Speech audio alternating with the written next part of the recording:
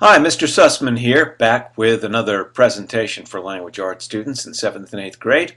And today I'm going to provide you with a fast and easy introduction to persuasive essays.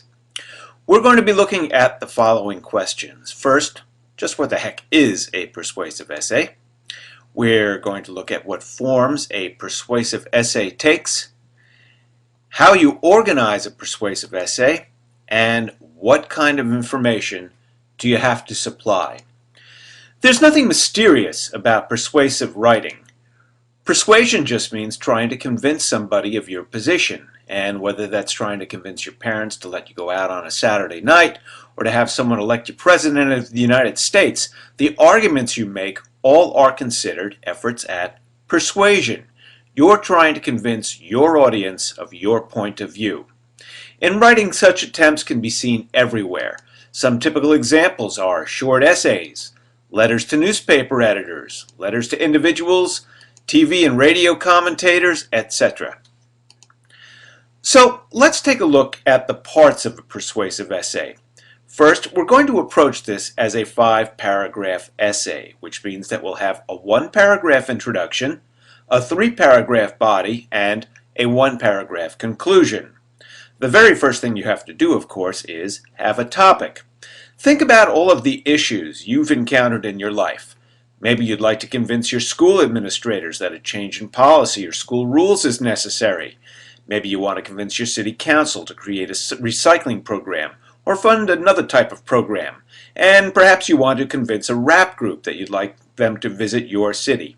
All of these are fertile grounds for persuasive writing. Once you have your topic, you're on your way toward writing your introduction. The introduction should have 2 parts. First, there's the opinion statement, in which you state your position on a topic, and then you include a brief summary of your arguments. And usually that's one sentence that sums them up, and that you'll make in more detail in the 3-paragraph body. Speaking of the body, from the introduction we then move into the body of the piece. Here you write 3 paragraphs, each of which is devoted to one of your arguments, and each of those paragraphs should also contain details that support your position. And finally, you add a conclusion. The conclusion to a persuasive essay or letter usually contains 2 elements. First, you restate your topic and your basic arguments, but you don't use the exact same words you used in your introduction. You vary it a little. You'll see what I mean in the upcoming example. In addition, your conclusion should have a call to action. Most of the time, a persuasive essay is intended to convince someone to do something. And that's where the call to action comes in. You very specifically urge someone to take action that will bring about a situation that you favor. So, let's look at a solid, very realistic example. At Mountain View School in Phoenix, where I teach, many of the 7th and 8th grade students hate the fact that we require school uniforms. So that's a topic that's ripe for a piece of persuasive writing, such as a letter to the principal opposing the policy. In the introduction, we state our opinion. Mountain View school uniforms are a bad idea. And then we summarize the arguments we came up with. The uniforms are too hot, they make us look like prisoners, and they stifle creativity. So, in the introduction, you've set the stage for what you are going to tell your audience in the body of the piece. So let's see where this goes. Here's a graphic organizer that I put together for the body of this letter. And you'll see that under each of my points, I've added supporting details. For example, I elaborate on the issue of the uniforms being hot by explaining that the discomfort makes it difficult to concentrate, and that crankiness from the heat can lead to student fights and other disturbances. I've also provided supporting details for my other 2 arguments. And finally, there's the conclusion, where I restate my position and I come up with a call to action by the principal. So let's see how this plays out. I've put together a finished essay using the graphic organizer. The finished essay contains all the points that I had in the boxes that you saw on the previous slides. So here's how the letter goes.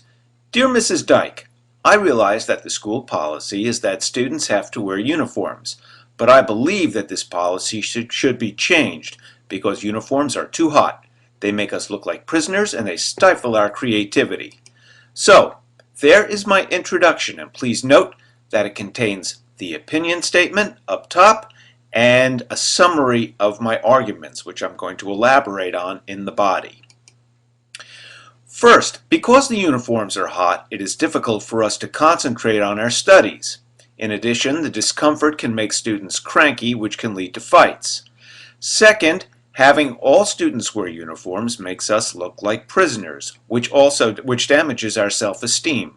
Also, uniforms give visitors a poor impression of the school. And those were the first two paragraphs of the body, and then we have the third.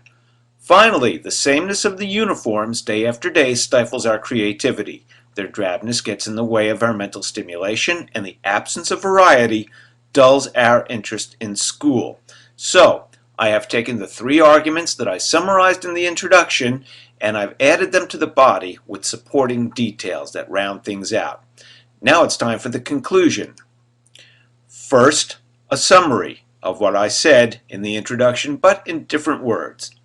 In conclusion, I hope you see that because uniforms are too hot, make us look like prisoners, and get in the way of our creativity, they should be abolished. And then, my call to action. Please consider my arguments, and if you agree, I urge you to speak to the school site council as soon as possible about abolishing school uniforms. Sincerely, and then I would sign my name. So, let's summarize what we've learned here. First, a persuasive essay is a piece of writing in which you try to convince your audience of your point of view. Second, persuasive writing frequently takes the form of letters, essays, and TV and radio scripts. Persuasive writing can be approached as a 5-paragraph essay. In the introductory paragraph, you state your position on an issue and provide 3 or more reasons for your point of view. In the body, you elaborate on those reasons with supporting details. And in the conclusion, you restate your argument and issue a call for action. And now you know how to write a persuasive essay.